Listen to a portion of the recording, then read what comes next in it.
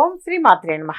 ఇప్పుడు తెలియజేసే అంశము నాగపంచమి రోజు గనక ఈ విధంగా ఆచరించారు అనంటే కాలసర్ప దోషము ఉన్నటువంటి వాళ్ళకి ఆ కాలసర్ప దోషము అనేది తొలగిపోతుంది. జాతక చక్రంలో రాహువు కేతువుల మధ్య అన్ని గ్రహాలు బందీ అయినప్పుడు కాలసర్ప దోషం ఏర్పడుతుంది. దీనివల్ల పెళ్లి ఆలస్యం అవ్వడం, వ్యాపారంలో నష్టాలు, సంతాన సమస్యలు, మానసిక ప్రశాంతత కరువవ్వడము వంటి ఇబ్బందులు ఎదుర్కొంటారు. ఈ దోష తీవ్రతను తగ్గించుకోవడానికి నాగపంచమి అత్యంత ప్రశస్తమైన రోజు. వెండి లేదా రాగితో చేసిన చిన్న నాగప్రతిమలను పూజించి వాటిని ప్రవహించే నదిలో ప్రతిమలను వదలడము లేదా బ్రాహ్మణుడికి దానం చేయడము వల్ల దోషం తొలగిపోతుంది.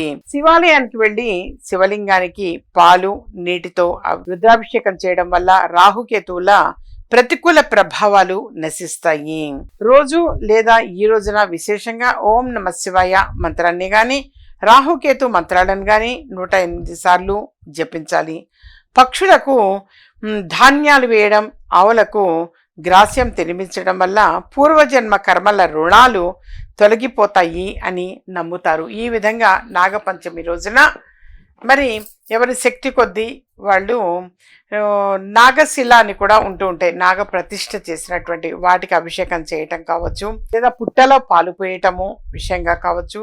అలా చేస్తున్నారు అంటే కాలసర్ప దోషం గనక వాళ్ళ జాతక రీత్యా ఉంటే అది తొలగిపోయే అవకాశం ఎక్కువగా ఉంటుంది. ఇంకా ఏమైనా సమస్యలు ఉన్నాయి, సందేహాలు ఉన్నాయి అని అంటే వ్యక్తిగతంగా అపాయింట్మెంట్ తీసుకొని కలవచ్చు.